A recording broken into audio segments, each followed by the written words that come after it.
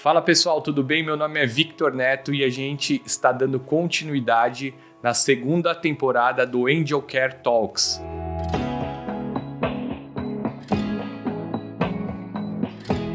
E hoje eu recebo um convidado super especial, né? Eu vou ler aqui porque tem muita coisa para falar, esse currículo é de peso e eu recebo aqui o professor Robert Meves, chefe do grupo de coluna da Santa Casa de São Paulo, professor livre-docente da Santa Casa de São Paulo, ex-presidente da Sociedade Brasileira de Coluna e membro consultivo hoje atualmente da Sociedade Brasileira de Coluna.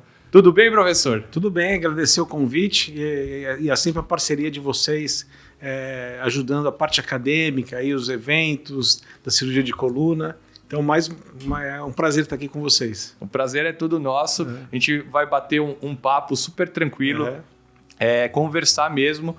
O tema principal, né, do nosso podcast vai ser a cirurgia da coluna vertebral no Brasil, a história, né, da cirurgia. Mas antes, professor, eu queria conversar e saber um pouquinho sobre a sua trajetória. Assim, conversar com o senhor e saber mais a fundo sobre o Robert Meves, né? Como que tudo começou ali? Por que escolheu a medicina? Como é que foi essa trajetória? Então, a decisão da escolha da medicina já foi na época do Colégio Rio Branco, né? Certo. Então, eu me lembro que meus colegas tinham dúvida, o que vai fazer, o que não vai fazer, faziam testes vocacionais. E para mim foi fácil, porque eu já no início eu já me identifiquei com a profissão, né? Certo. Uma profissão que lida com o paciente, tem a questão humana e também tem a questão da ciência. Isso que me chamou a atenção, né? Então acabou juntando os dois pontos aí para a definição da minha carreira. Então já nessa época, na época do colegial, do ginásio para o colegial, eu já defini já. E na época, eu me lembro que não eram 9 anos, né? Meus filhos estão fazendo agora, fizeram o ginásio, e é diferente agora a distribuição. E depois a gente dividia para ciência, humanas, biológicas, exatas, né? Que legal. Então nessa fase já defini biológicas, já pensando nessa linha, né? E você tem 2 filhos? 2 filhos. Os 2 fazendo medicina? Os 2 fazendo medicina. Que legal. Um começou o internato agora e o outro é ex-calouro, agora está entrando para o 2º ano. Que legal. Que demais, vai continuar a trajetória aí, professor. Ou dermatologia, que é da minha esposa, ou ortopedia, mas eu estou fazendo um lobby aí para eles fazerem ortopedia, né? Que legal. E a doutora Andréia, você está há quanto tempo com ela? Casados há quanto tempo? Então, é fácil de guardar, né? Porque eu casei no ano 2000. Certo. Então, geralmente eu sou para data, assim, data de casamento, data de namoro, tudo.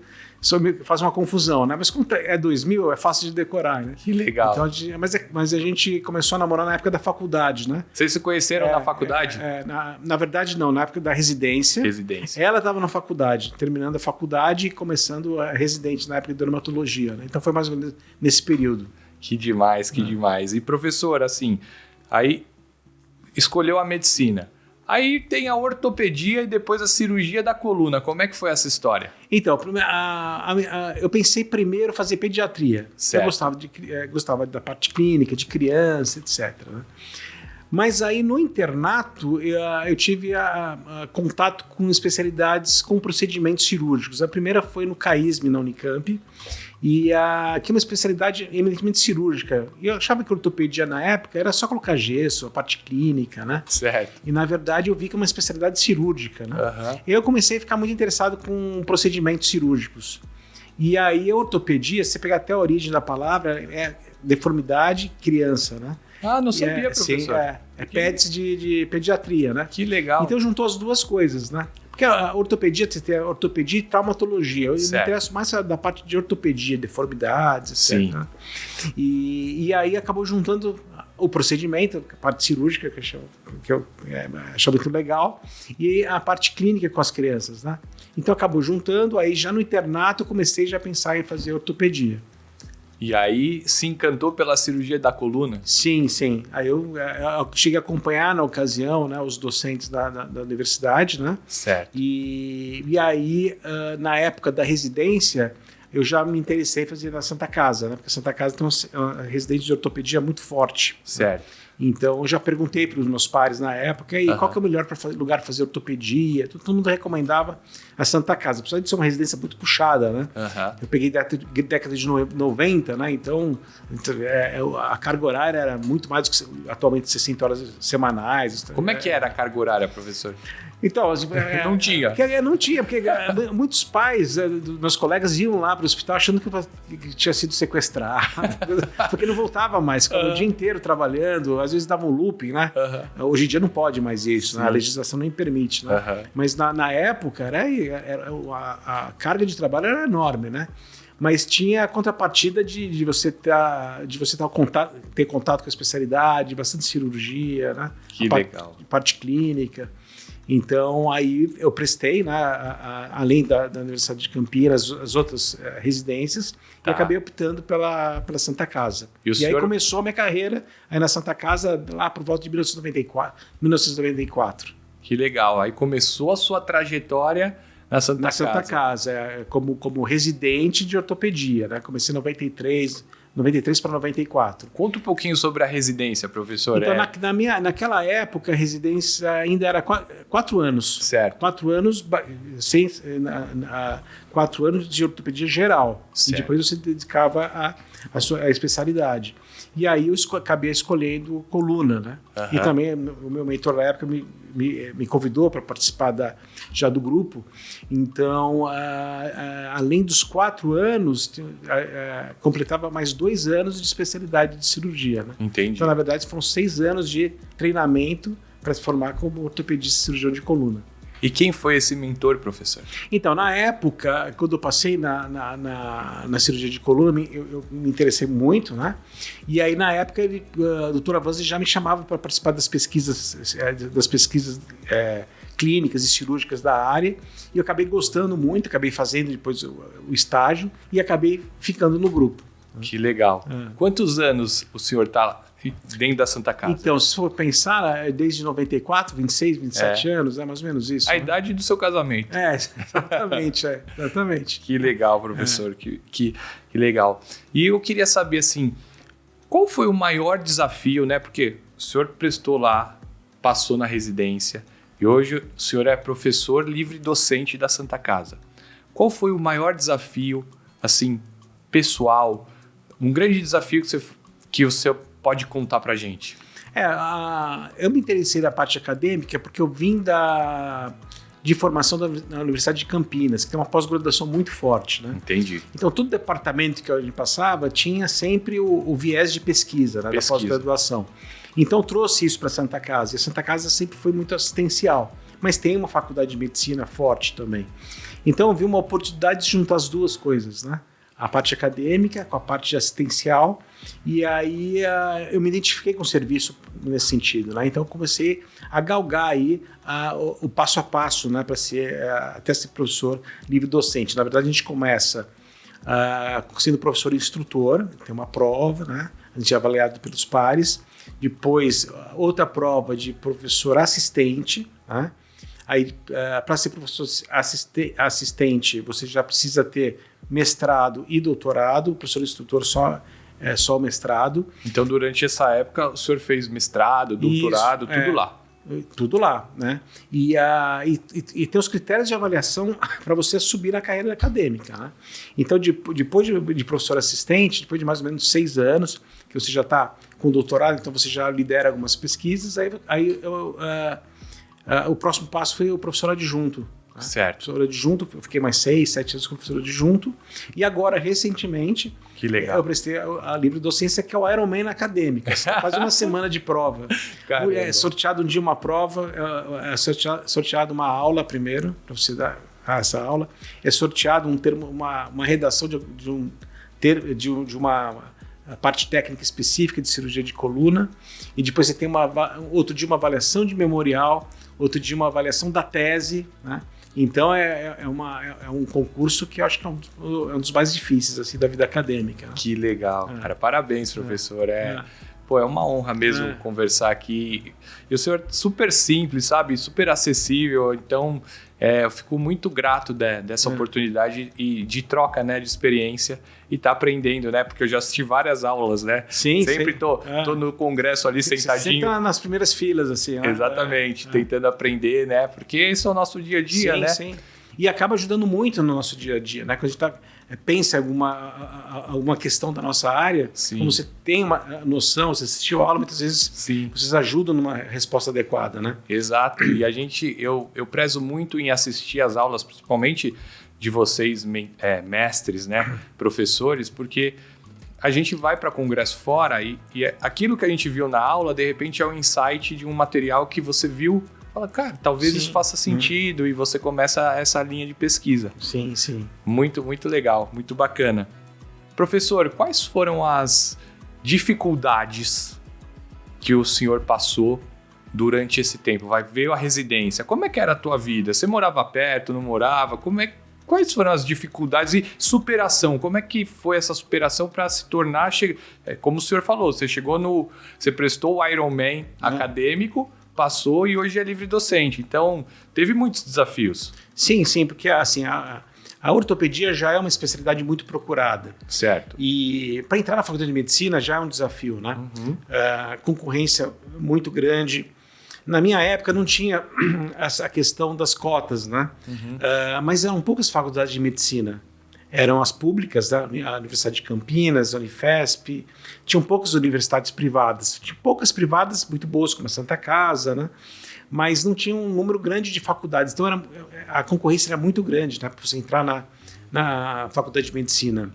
E depois veio outro desafio, que é a residência. A residência é outro funil, que aí você compete com seus pares, né? Sim. E geralmente todo mundo gosta de estudar. Exato. Então é um público já selecionado. Muito selecionado.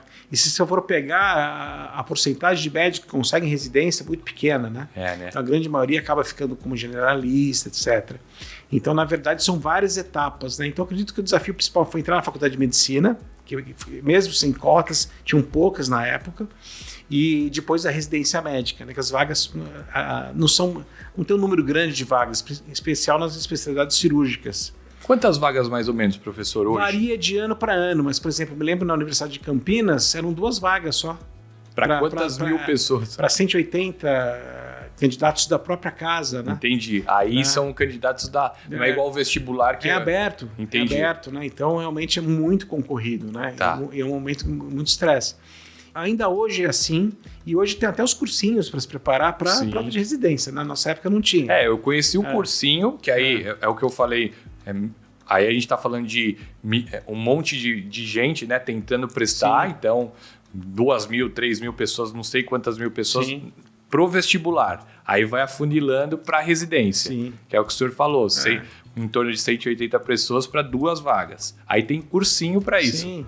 Até meu filho está no internato agora. Pai, preciso entrar no cursinho. Eu falei assim, não, como assim cursinho? Não, cursinho para residência. Caramba, olha só.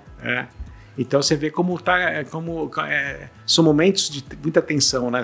Na parte da passar para a especialidade e depois fazer uma residência num hospital de conceituado. Né? Certo. Aí depois passou na residência, isso foi mais um desafio.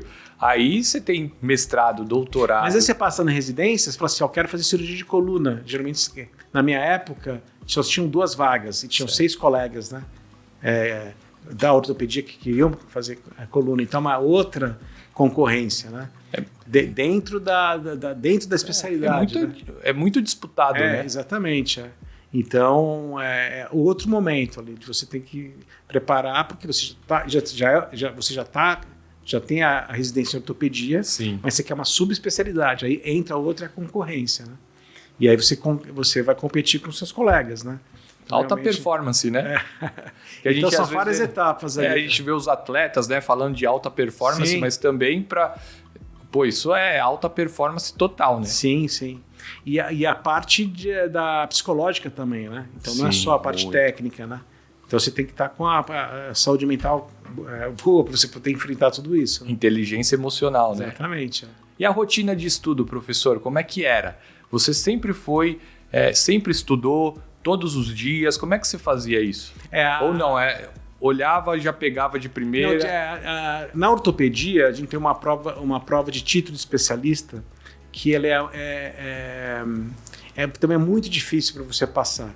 Então, todas as residências preparam para esse TEOT. Agora, em Campinas, vai ter a prova de residência para especialista de ortopedia. Certo. E é um momento muito estressante também. É no final da residência, você conseguir o título de especialista pela Sociedade Brasileira de Ortopedia. Certo. Tem uma prova teórica, depois tem uma prova oral, com 2 examinadores e 1 observador. Né? Então, é outro momento de tensão muito grande, né? Para você conseguir o título de especialista pela Sociedade Brasileira de Ortopedia. Certo. E você tinha uma rotina de estudo todo dia? É que acredito que o cirurgião, como o senhor de alta performance, sempre está estudando, né? Sim, sim. Uma forma que acaba facilitando é quando você tem algum caso específico na residência, por exemplo, eu tenho um caso de artroplastia total de quadril, pegar e focar, né? Estudar o caso clínico. Estudar o caso. E começar a parte de anatomia, sempre vincular com um caso-problema, vamos dizer assim. Entendi. Então isso acaba ajudando a memorizar, né? Mas tem um cronograma que a residência obriga você a estudar. Entendi. E na Santa Casa sempre foi muito cobrado isso, que sempre os primeiros lugares dessa prova foi da Santa Casa. Entendi. Então eles liberavam a gente 3 meses para ficar no 6º andar lá do pavilhão Fernandinho Simons, só estudando. Só se tranca lá e fica estudando. Internato. Além de estudar na rotina, tinha aquele momento, né? Que era no R4. Hoje em dia são 3 anos, né? Entendi. Mas tem um período que é foco no estudo ali, né? Então, que legal. Muito interessante. Parabéns, professor. Muito legal. Bom, vamos dar continuidade então e falar um pouquinho sobre o tema, né, principal, que é a história da cirurgia da coluna vertebral no Brasil. Sim. Como é que isso começou, professor? Então, como eu tinha a oportunidade de fazer minha residência na Santa Casa, a Santa Casa foi a primeira escola de cirurgia de coluna, não, de ortopedia. Primeiro. De ortopedia. A Sociedade Brasileira de Ortopedia foi criada na década de 60, lá no pavilhão Fernandinho Simons, da Santa Casa de São Paulo. Certo. Então, o primeiro serviço de ortopedia, quando começou a ortopedia no Brasil, foi na Santa Casa. Por isso que todo mundo fala que a Santa Casa é tradição total. Tradição total. E o Dr. Valdemar de Carvalho Pinto criou o primeiro serviço de coluna aqui do Brasil, tá? Para o início da década de 70. Então, era o único... Você queria fazer cirurgia de coluna nessa época, tinha que vir para a Santa Casa. Não só do Brasil, toda a América Latina. Então, hoje, toda essa leva de cirurgiões são os líderes nos seus países, né? Você vai para o Chile, vai para a Argentina, todo mundo reconhece a Santa Casa, né? Então, são todos hoje líderes, chefes de serviços, mas que fizeram a Santa Casa. Depois, com o tempo, começou a aumentar os centros no Brasil, como aconteceu nos Estados Unidos. Então, existe um vínculo muito grande do Twin Cities de Minneapolis, com a Santa Casa. E nos Estados Unidos era o centro que era a meca de cirurgia de coluna também. Entendi. Né? Também década de 60, 70. A Sclerosis Research Society foi criada lá em Minneapolis, né, nos Twin Cities. Que é o SRS. O SRS. E tinha um vínculo muito grande com o Valdemar de Carvalho Pinto e com o Robert Winter, lá de Minneapolis. Então, eram os 2 centros, a meca de cirurgia de coluna nessa época. Depois começou a crescer outros centros, né? Começaram a crescer outros centros. Entendi. E aí começou a desenvolver a cirurgia de coluna no Brasil. Como é que era a instrumentação disso? Porque eu acho que antigamente como é que era tratada a cirurgia de coluna? Antes da década de 60, não se instrumentava a cirurgia de coluna. Levava o paciente com gesso para o centro cirúrgico. Tá. Tem até uns vídeos antigos.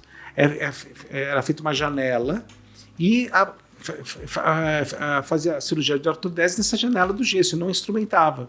Então você engessava a coluna, fazia uma janelinha e ia lá para o centro cirúrgico. Caramba! Só que a taxa de artrodese, ou seja, de consolidação, era muito baixa. Então tinha autores na época que falavam assim, não vale a pena operar a coluna, os resultados não são bons, né? Aí mudaram o jogo com a instrumentação de Arrington, por volta de 1963, mais ou menos. Conta um pouquinho desse tipo de instrumentação pra gente. Então, o Arrington bolou um instrumental para uma fixação interna, aí sim conseguiu melhora das correções, né? E também aumentou a taxa de consolidação das artrodeses.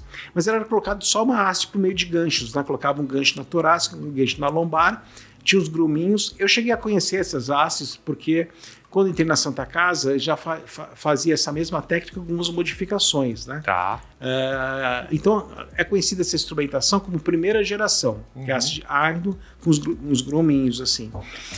Mas aí começou a melhorar os resultados cirúrgicos, com correções maiores, taxa de consolidação da artrodese maior. Então começou a mudar o jogo a favor da cirurgia. Aí depois, na década de 70, no México, o Luque, ele bolou uma marrilha sublaminar, que hoje em dia tem as bandas subliminares. É mais ou menos similar, né? As bandas vieram dessa ideia. Fios, mas na verdade são fios sublaminares metálicos, né? Entendi. Aí quando eu cheguei na Santa Casa, era essa técnica que se fazia muito, final da década de 80, já fazia 90, lá. É a técnica de Arri-Luque, tá. que misturou o Arrington com a haste de Luque. Aí a vantagem que a instrumentação ficou mais segmentar, mais rígida. Então aumentou ainda mais a taxa de correção e aumentou ainda mais a taxa de artrodese, tá? Mas tinha desvantagem de precisar de órtese no pós-operatório, gesso, colete, ainda precisava, né? Ainda precisava. Mesmo o colete, a órtese tóraco-lombosacral era necessário no pós-operatório. Isso foi na década mais ou menos até 70, mais ou menos. E as indicações, professor, elas sempre a artrodese, trauma, se falava ali de também... Quais eram as indicações? Porque hoje a gente fala muito de hérnia de disco, hérnia extrusa, mas era indicado para quê? Nessa época, operava muito alteração degenerativa. Hérnia de disco, canal estreito. Também. Porque, inclusive, os instrumentais não eram tão modernos assim, né? Porque, por exemplo, você vai fazer um tratamento de um canal estreito, é feita uma laminectomia. Sim. E a fixação era feita pelas bandas. Como você ia fixar ali, né? Entendi. Então, não tinha tanta tecnologia para fazer as cirurgias de alterações degenerativas na coluna. Mas aí, por volta de 1983, Cottrell e Debussy criaram a ideia da instrumentação de terceira geração. Certo. O que é a ideia que mudou totalmente, foi disruptivo na época? Associar parafusos na região do pedículo, dando uma fixação mais firme na vértebra. O parafuso pegava a vértebra inteira praticamente. A confecção de ganchos que podiam ser ancorados na lâmina, no processo transverso também, e vários pontos de fixação em vértebras estratégicas. Certo. Então a escola da França trouxe esse princípio que é utilizado até hoje, né? Que é material de terceira geração. Entendi. Então não mudou muito os princípios de tratamento dessa época. Então a escola francesa mudou tudo isso. E a vantagem de você corrigir, além de uma correção maior, não precisar de órtese no período pós-operatório. Colete, gesso, nada disso. Depois então, melhorou ainda mais o resultado, cirúrgico. Né? Na terceira geração. Foi a instrumentação de terceira geração, que foi criado pelo Cottrell, pelo Debussy, né? que agora a gente tem o Milady representando essa escola. Né? Inclusive que o professor Jean Debussy veio para o Congresso Brasileiro, Congresso 2019, que o senhor fez. Que vocês trouxeram. Né? Exatamente. Então, foi um grande nome de cirurgia de coluna, me lembro, em 2019, falou assim, o Debussy vem para o Brasil, então foi um happening na época, né? Porque é um nome muito forte da cirurgia de coluna, a escola francesa, né? Então chamou vários participantes pela vinda do Debussy.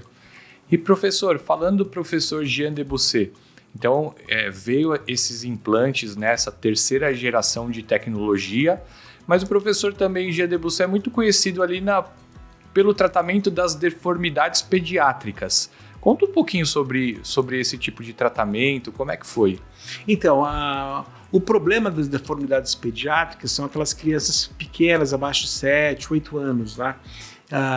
Porque a gente não pode fazer a artrodese definitiva, porque senão elas ficam um tronco curto e dá um problema de desenvolvimento da capacidade pulmonar, né? Porque os alvéolos, o pulmão se forma mais ou menos a maturidade por volta de 8, 9, 10 anos. Né? Sim. Então, ficou determinado já que assim, a artrodese definitiva para uma criança muito pequena não é recomendado, né? Porque as crianças vão desenvolver um problema de insuficiência pulmonar. Então, na época, foi criado várias tentativas de fazer instrumentações sem artrodese, a ideia é de fazer distensões periódicas, né? Certo. É o sistema growing. Então, fez adaptação desses instrumentais para fazer distensões periódicas, né? Para você atingir um tamanho de tronco adequado por volta dos 9 ou 10 anos. Então, foi uma adaptação. Tinha o Luke Trolley, que também a ideia era não fazer artrodese, fazer uma haste junto com aqueles fios sublaminares, mas o que foi observado que quando você, em criança, quando você faz a via de acesso para colocar essas hastes, tem um potencial osteogênico muito grande e acaba fazendo uma artrodese. Né? Muito difícil. Então, quando você abre para colocar a haste, geralmente acaba artrodesando, né? Então, isso aí foi ainda é um desafio, né? Sim. Mas na época era pior, porque você botava um ganchinho um gancho para segurar só nas extremidades, a taxa de sutura é muito alta, né? Entendi. Então era um problema tratar essas crianças. Professor, então a gente falou da primeira geração, segunda geração, terceira geração. Mas quando foi assim que te deu um estalo e falou: olha, a cirurgia de coluna no Brasil agora com as tecnologias está bem consolidado, os tratamentos estão sendo efetivos, o índice de REOP ou de falha diminuiu. Qual foi o grande turning point? Então, eu me lembro que nessa fase inicial, o problema era a baixa taxa de artrodese desses pacientes, da fusão óssea depois que você faz a correção, né? Então, na época, o Dr. Landim até tinha uma técnica que era o 6+6. A cada 6 meses reabria o paciente. Caramba! Depois de 6 meses pós-operatório, abria para colocar enxerto novamente para garantir a taxa de artrodese. Essa eu não conhecia. Sim. E na época era famosa, né, essa técnica. E também associava muito vias anteriores, além da via posterior, se abria o tórax, se abria o abdômen para o via reto peritoneal, para conseguir maior taxa de artrodese. Então, o que mudou totalmente o jogo foi essa ideia da escola francesa do material de terceira geração, que aumentou muito a estabilidade da instrumentação metálica, com maior correção, maior taxa de artrodese, e também aumentou muito a segurança das cirurgias com a monitoração neurofisiológica multimodal. Por que a gente fazia? Eu peguei essa fase, no meio da cirurgia, até assustava todo mundo que estava assistindo a cirurgia de coluna. Colocava haste de ar, passava os fios sublaminares, deixava e superficializava a anestesia. Pedia para o paciente acordar no meio da cirurgia. Então, eu não lembrava, estava com medicamento. Acordava o paciente no meio da cirurgia. Que é os testes de Steinhardt, que chama. Então, e era um momento tenso, né? Para ver se mexia os pés. E aí demora às vezes, né? Porque tem que parar as órgãos anestésicas, às vezes o paciente se levantava, às vezes quase estubava, né? Caramba. E era um momento tenso, porque às vezes o paciente não estava bem treinado, né? E não entendia que tinha que mexer o pé na cirurgia. E era um problema, porque se não mexer as pernas, podia ter tido alguma lesão neurológica, algum implante dentro do canal, fio, tinha que tirar tudo, né?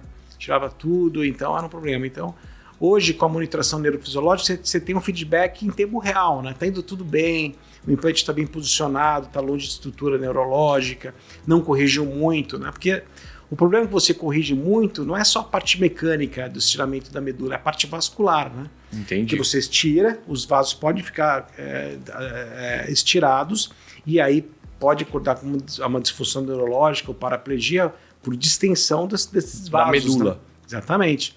Então, a monitoração neurofisiológica, junto com esse ganho das instrumentações, foi uma grande virada do jogo aí, né? E como é que faz essa monitorização? Só para o pessoal que está assistindo. A monitoração durante a cirurgia é colocada alguns eletrodos. Então você vê as grandes vias aferentes e eferentes. O que é isso? O neurofisiologista ele consegue ver, por estímulo da calota craniana e captação dos membros inferiores, se o paciente tem uma função motora normal, como se estivesse mexendo o tempo todo. E ao contrário também, estímulo dos membros se capta partes de sensibilidade. Entendi. Então, motor e sensitivo. Motor e sensitivo, né? E além disso, eles fazem durante a cirurgia o estímulo dos implantes. se está perto de algum nervo espinal ali, ou perto do canal, ele consegue avisar a gente, até a parte de estrutura neurológica. Então se evita de você, depois da cirurgia, o paciente acordar com alguma queixa, você fazer o estudo diagnóstico de imagem, ver que o implante está mal posicionado, né? Perfeito. Então, acredito que esses 2 pontos mudaram o jogo. Foi os instrumentais mais modernos e a monitoração neurofisiológica. E a monitorização, quem começou com isso foi o Dr. Ricardo Ferreira? Isso. Ele, na época, ele trabalhou com as principais escolas, né? Que foi uma novidade na época. Todo mundo fazia teste de despertar, né? Então, ele com o time dele, ele auxiliou as escolas, né, a fazer os primeiros casos, né, para divulgar o método, né? Então, ele foi pioneiro aí nesse desenvolvimento da monitoração neurofisiológica, que hoje em dia já é autorizado pela ANS, pela medicina suplementar, como um procedimento de rotina para tratamento das deformidades. Toda cirurgia tem esse tipo de monitorização ou não? Você tem que, na verdade, é um estudo diagnóstico intraoperatório, então você tem que pedir isso, né? Não é uma coisa automática. Não é automático, já tem lá na sala. Não então você tem que pedir isso para a operadora, para o SUS, enfim, para você ter disponível essa tecnologia para aumentar a segurança do paciente. Isso traz muita segurança, né? Ajuda, sim, com certeza. Então a monitorização, junto com a instrumentação pedicular, trouxe um grande avanço. E além disso, os instrumentais mais modernos, eles permitem algumas manobras de correção que, por exemplo, derrotação da vértebra, porque o problema da escoliose não é só o desvio lateral, né? É o desvio lateral, mas existe o rotacional também. Ele é tridimensional, né? Tridimensional. Isso que é uma das queixas principais da deformidade, é rotacional. Porque como o tronco gira, os arcos costais também giram, então faz aquela giba, né? Sim. Então, muitas vezes, você precisa, se você corrigindo a parte rotacional da deformidade, tem um ganho estético muito grande. Então, hoje, com torres, alguns instrumentos especiais, você consegue derrodar a deformidade. Então, também, você tem um resultado estético melhor no pós-operatório. E quando veio a endoscopia de coluna para o Brasil? Porque a gente estava falando, né? Tudo isso cirurgias abertas, né, professor? Sim. Que são mais invasivas. E aí a gente vê, de uns anos para cá, uma onda muito grande das cirurgias minimamente invasivas ou cirurgias menos invasivas, menos agressivas. E um desses casos, dessas cirurgias, é a endoscopia de coluna. Sim. Quando que a endoscopia chegou no Brasil e qual é a sua opinião? O que o senhor acha? Na verdade, a endoscopia tem algumas indicações específicas, né? Por exemplo, nos casos que a gente está discutindo, deformidade. Eu não vejo indicação de correção de deformidade por via de acesso endoscópica, né? Mas para casos de pacientes, por exemplo, que tem uma deformidade, tem às vezes um osteófito assim, que está pegando um nervo específico, e a queixa do paciente, por exemplo, é uma radiculopatia, ou seja, quando existe um estreitamento do canal, um osteófito pegando essa raiz, e a paciente quer um alívio dessa dor neuropática. Aí sim, quando você quer fazer uma descompressão seletiva, é uma tecnologia que veio ajudar. Porque você, por uma via de acesso menos invasivo, você consegue fazer a mesma cirurgia que é feita da modalidade aberta. Perfeito. E eu me lembro, desde o início da formação, que eu sempre a técnica, sempre tentaram entrar com a técnica endoscópica no nosso meio, né? Tinha alguns médicos que eram entusiastas, mas não acabou popularizando, né? O que ajudou muito foi o desenvolvimento dos equipamentos da endoscopia com brocas específicas, né? Com brocas para poder fazer a cirurgia óssea que nós fazemos, né?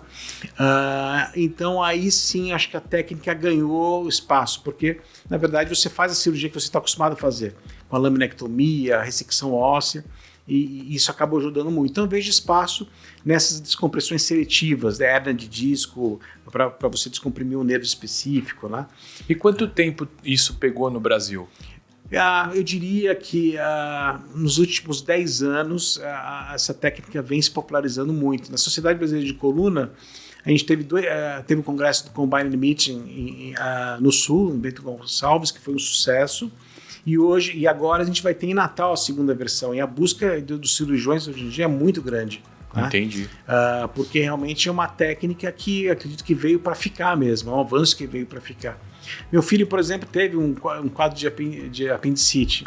E quando fui falar da técnica, ele falou assim, não, a laparoscopia hoje é o padrão ouro de tratamento. Exato. Eu não sei, eu acredito que para algumas afecções vai ser o padrão também para a cirurgia de coluna. Principalmente nesses casos de descompressões seletivas, né, que permite uma via de acesso menor, né, com uma boa magnificação, uma boa visualização. Precisa de um treinamento específico, né, porque na verdade tem algumas uma habilidade diferente do que da cirurgia aberta que você precisa desenvolver, né? Mas eu acredito que ela veio para ficar, e o Brasil é um dos países mais desenvolvidos, assim, que eu vejo. A Ásia, o Brasil e alguns países na Europa estão bem avançados na tecnologia endoscópica. Interessante isso que o senhor falou. O Brasil, como é que ele está posicionado na cirurgia de coluna? Eu tenho uma visão que a gente é muito avançado. Eu vou para congressos fora, acompanho ali, né? A gente tem uma proximidade muito grande com a escola francesa, mas eu vejo o Brasil muito avançado, né? Qual a sua opinião, professor? O Brasil ele tem vários colegas chaves que estão vinculados às principais sociedades de cirurgia de coluna, né? Europeia, norte-americana, Sclerosis Society, as sociedades de endoscopia, né? Então, eu acredito que o Brasil está muito bem posicionado, né? E tem líderes vinculados às sociedades e traz a tecnologia aqui para o Brasil. Então, se você optar por fazer uma cirurgia em algum lugar do mundo, no Brasil, você vai estar bem assistido. Perfeito. A gente falou, né, sobre todas essas gerações, falamos de deformidade, entramos na cirurgia minimamente invasiva, mas e a robótica, professor? Robótica e inteligência artificial. Qual é a sua visão sobre isso? O que eu vejo, assim, pelo menos nos congressos que eu venho participando, que a inteligência artificial vai ajudar muito na avaliação dos multidatas, né? Ou seja, doenças que são multifatoriais ou intercorrências, efeitos adversos de cirurgia, que geralmente tem fatores do paciente, fatores de técnica. Então, eu acredito que a inteligência artificial, nessa avaliação de vários fatores, né, que geralmente a gente lida em ciência de saúde com dados multifatoriais, ela vai ajudar na tomada de decisão, sim. Né? Por exemplo, a cifose juncional proximal, que Perfeito. É uma das complicações aí mais temidas da deformidade do adulto. A gente sabe hoje que tem vários fatores que estão associados. Eu vejo já vários trabalhos de colegas que pegam esses dados, colocam para a inteligência artificial analisar para ver o risco, para predizer o risco de soltura, risco de quebra, risco de complicações. Então, nesse sentido, ela vai entrar. A robótica ainda na cirurgia de coluna, ela é um pouco diferente do que a cirurgia urológica, que ainda ela não entrou no auxílio da parte técnica da descompressão do canal medular, da realização de artrodese. Eu vi no NAS que tem algumas empresas que estão trabalhando nessa parte, mas hoje elas ajudam muito na colocação de implantes com segurança na coluna vertebral, principalmente nos casos mais desafiadores, né? Com pedículos mal formados, vértebras mal formadas, então aumenta a segurança. Então, nessa situação específica, eu acredito que ela veio para ficar. Né? E é claro que se você usa a tecnologia para todo caso, no dia que você precisa, facilita. Né? Então, eu vejo vários cirurgiões utilizando na sua rotina isso. Para quando você precisar, você tem um caso de revisão de cirurgia, que tem uma anatomia toda alterada, uma malformação congênita, a robótica auxilia a instrumentação e a navegação desses implantes. Perfeito, professor. E já falando, né, de tecnologia, toda tecnologia quando chega, o custo dessas tecnologias, eles são elevados, né? Os custos são altos. Como que você enxerga a relação tecnologia versus planos de saúde? Porque isso o convênio tem que liberar, né? E às vezes o custo é muito alto. Como que você enxerga esse equilíbrio? Nesse ponto, você tem que sempre analisar risco e benefício. Perfeito. Né? O que uma nova tecnologia vai agregar? Né? Por exemplo, quando é um estudo diagnóstico, será que eu tenho que pedir uma ressonância para todo caso? Né? Porque isso envolve custo. Uma forma de você raciocinar é se qualquer intervenção acaba mudando a sua técnica final, né? Então, se é uma nova tecnologia que acaba mudando a sua rotina realmente para o paciente, eu acredito que ela é válida, mas aí tem que entrar a questão de risco-benefício. Aí tem um passo a passo, junto com a ANS, junto com as operadoras, junto com a indústria. Então você tem um delay muito grande ainda para essas aprovações, né?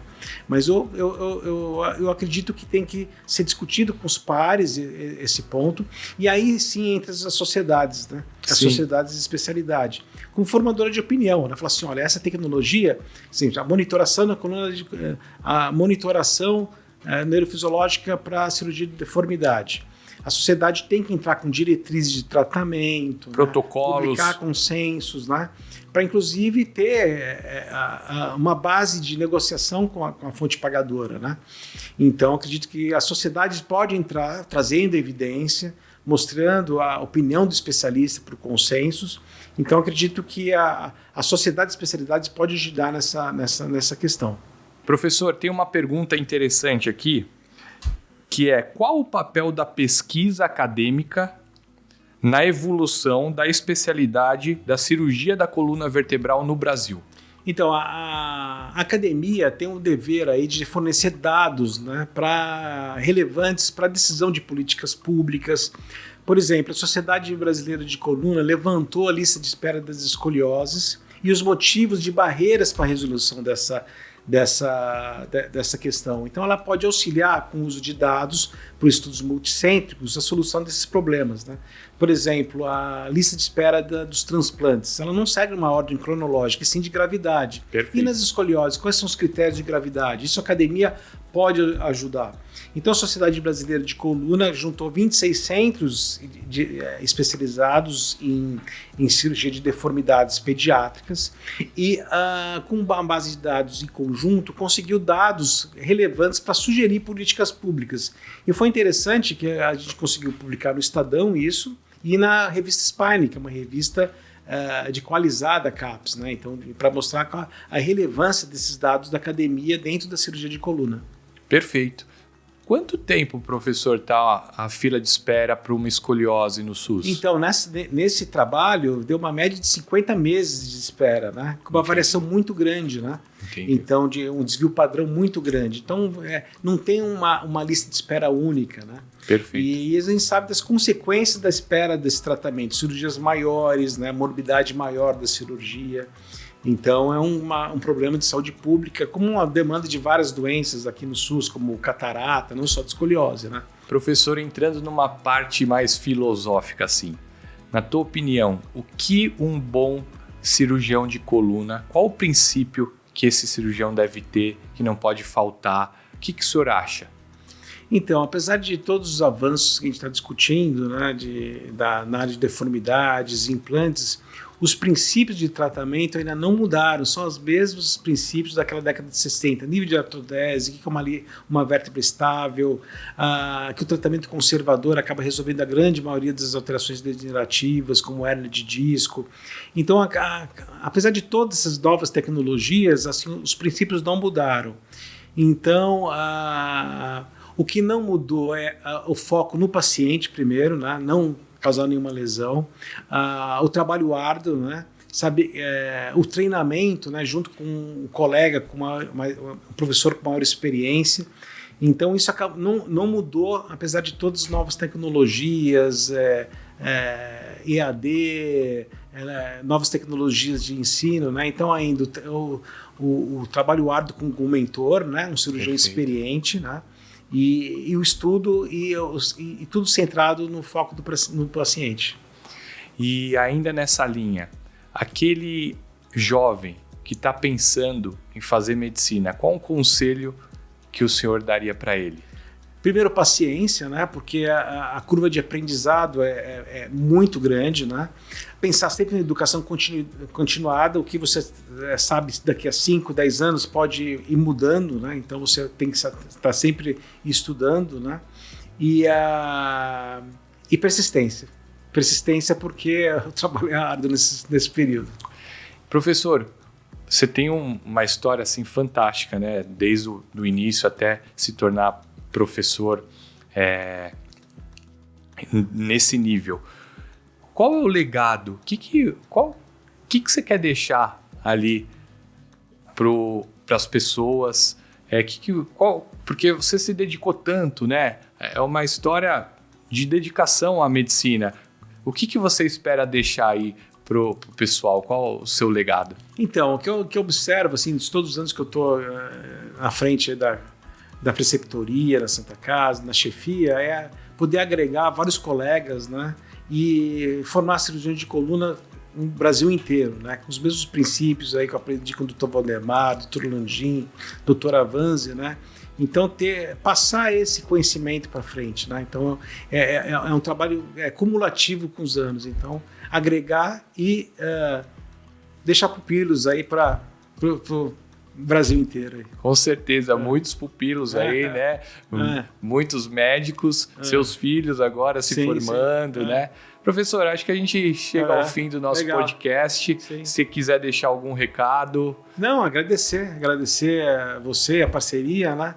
E o auxílio, né, que você dá para a parte acadêmica, tanto na Santa Casa, apoiando a sociedade nas atividades acadêmicas. Mais uma vez, agradecer. Eu que agradeço. Agradeço demais poder compartilhar um pouquinho, né, compartilhar e viver um pouquinho ali da tua história. Admiro bastante o seu trabalho. Pode contar com a gente sempre. E quem gostou do podcast, acho que você pode dar um like, seguir o nosso canal e logo mais a gente terá outros episódios. Muito obrigado, professor Robert Meves. Legal.